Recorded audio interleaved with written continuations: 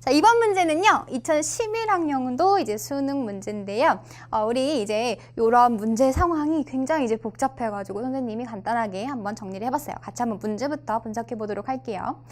일단은 집에서부터 시장까지의 거리가 어떤 분포를 따른다라고 했어요. 그래서 여러분들이 이게 지금 문제가 굉장히 길잖아요. 이럴 때는 항상 이제 변수를 설정해 놓고 가는 게 훨씬 더 정확하고 빠를 수가 있어. 그래서 집부터 이제 시장까지의 거리, 얘네들을 갖다가 우리 쌤이 이제 x라는 확률 변수로 설정을 했어요. 요게 일단은 0단계. 첫 번째 단계도 아니고 이제 0단계 시작하자마자 두고 가는 거예요. 네. 자, 그랬을 때 이 x라는 변수는 이제 확률 변수는 1740을 평균으로 갖고 그다음에 분산을 500제곱을 갖는 정규 분포를 따른다라고 했다. 그쵸? 자, 그런데 이제 집에서부터 고객의 집에서부터 요거 이제 시장이에요. 네. 시장을 지금 그리기가 좀 모해가지고 이제 사과 먹고 싶어서 사과 사러 시장 간다라고 해봅시다. 네, 그래서 집에서부터 이제 사과가 아니고 시장까지의 이제 거리가 2000m 이상이 됐었을 때는요, 그 2000m 되는 고객들에는 그 고객들의 15%만이 이제 자가용을 타고 오는 거래요. 쌤들은 이제 귀찮은 사람들은 차 타고 그냥 시장 가는 거예요. 빨리 사과 먹고 싶으니까. 자, 그런데 이 거리가 2,000 미만인 고객들은요, 그 고객들의 5%만이 이제 자가용을 탄다라고 하네요. 그쵸? 자, 그랬을 때 자가용을 이용한 고객 중에서 임의로 한 명을 선택할 때가 나왔네요. 자, 우리가 자가용을 이용한 고객들이 이게 뭐 여기서는 2000m 이상일 때는 15%의 고객들이 있을 거고, 그 다음에 2000m 미만인 고객 그 거리가 있었을 때는 그 고객의 5%만이 자가용을 탔는데, 그 고객들 중에서 임의로 한 명을 택했을 때 2000m 미만이었었을 이 확률, 2000m 미만에 사는 그 고객들이 나올 확률 값을 구하는 문제예요. 이제 문제가 좀 이해가 됐나요? 우리가 이제 이 문제를 다룰 때 이제 크게 두 가지로 좀 다뤄볼 거예요. 일단은 첫 번째 스텝은 지금 이 x라는 변수 자체가 이런 정규 분포를 따르고 있는데 얘가 지금 집부터 시장까지의 거리인 거잖아요. 그러면 우리가 일단은 이 집부터 시장까지의 거리가 2000m 이상일 확률을 먼저 한번 구해보자라는 거예요. 그러면 걔를 이제 우리가 기호로 한번 표현을 해보면 집부터 시장까지의 거리가 2000m 이상일 확률, 얘를 구해주면 되겠죠. 우리가 평균값이랑 지금 분산값을 다 알고 있기 때문에, 표준편 잘 알고 있기 때문에 정규화를 시켜준다라고 한다면, 자, z는 2000 마이너스 1740 나누기 이제 500 요렇게 이제 해주면 되겠다. 얘를 계산해주면 되겠죠? 그래서 얘 계산해주면 1740 빼주면 얼마예요? 16, 그 다음에 260에다가 이제 500 요렇게 되는 거겠죠. 그러면 얘는 이제 0.52가 되는 거니까 이제 문제에서 힌트를 줬죠. 그래서 얘는 사실은 P가 어떤 확률이냐면 Z가 0.52보다 이제 크거나 같을 확률이다 라고 두면 돼요. 그래서 문제에서 주어진 조건을 가지고 이제 좀 해석을 해보면 확률값을 구할 수가 있겠죠. 자, 정규화를 시켰으니까 평균은 지금 0이 될 거고요. 0.52는 뭐 요 정도에 위치한다라고 했었을 때 얘보다 큰 부분인 거니까 이 부분에 지금 확률값을 읽어주면 되는 거겠다. 자, 근데 문제에서 Z가 0에서 0.52였었을 때 이제 0.2가 되는 거고요. 여기 딱 반땡은 얼마? 0.5가 되는 거니까 이 부분은 우리가 구해줄 확률은 얼마가 되겠다? 얘는 지금 0.3이구나 라는 걸 알 수가 있겠네요. 그쵸?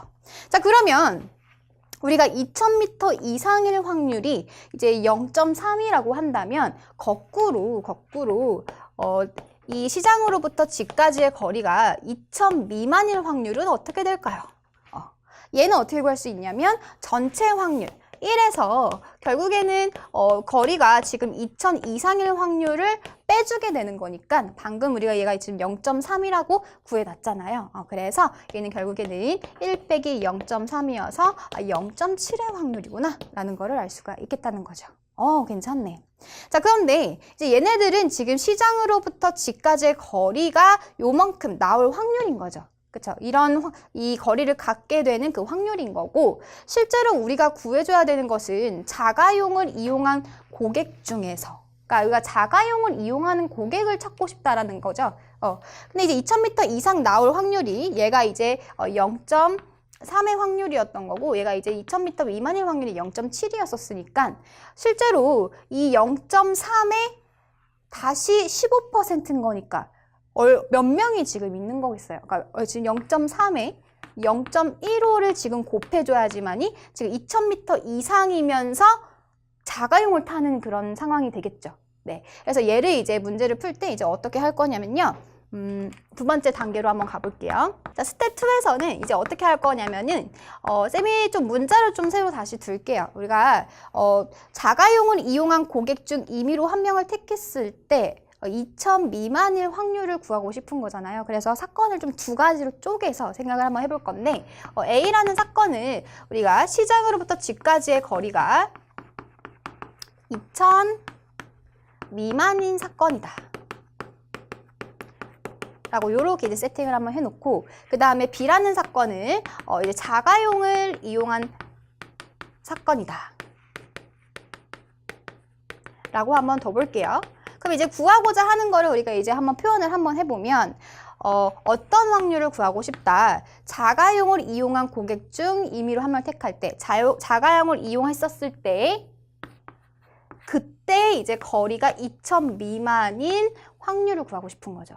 자, 뭐뭐 할 때 나오면 우리가 확률 구할 때 항상 조건부 확률을 생각할 수 있어야 되는 거잖아요. 그쵸? 그래서 우리가 요 지금 A와 B의 이제 확률을 구하는 거다라고 생각해 주는 게 이제 더 확실하게 다가올 것 같아요. 그러면 얘는 이제 결국에는 어떻게 계산을 하는 거니까 얘는 PB분의 이제 우리가 PA 교집합 B 얘를 구해주면 된다라는 거죠. 근데 이게 무슨 얘기야? 얘는 지금 자가용을 이용할 사건인 거잖아요. 근데 사실 얘는 두 가지 케이스예요. 거리가 어떨 수도 있고 거리가 2000 미만이면서 자가용을 이용할 수도 있겠지만은 사실은 거리가 2000 이상이면서 자가용을 이용할 수도 있는 거겠죠. 그쵸? 그런 경우 분해, 그런 확률 분해 실제로 구하고 싶은 거는 사실은 2000 미만일 때 자가용을 이용할 확률이다. 됐어요? 얘를 지금 계산해 주겠다라는 얘기예요. 그럼 얘는 이제 어떻게 계산을 해주면 되느냐?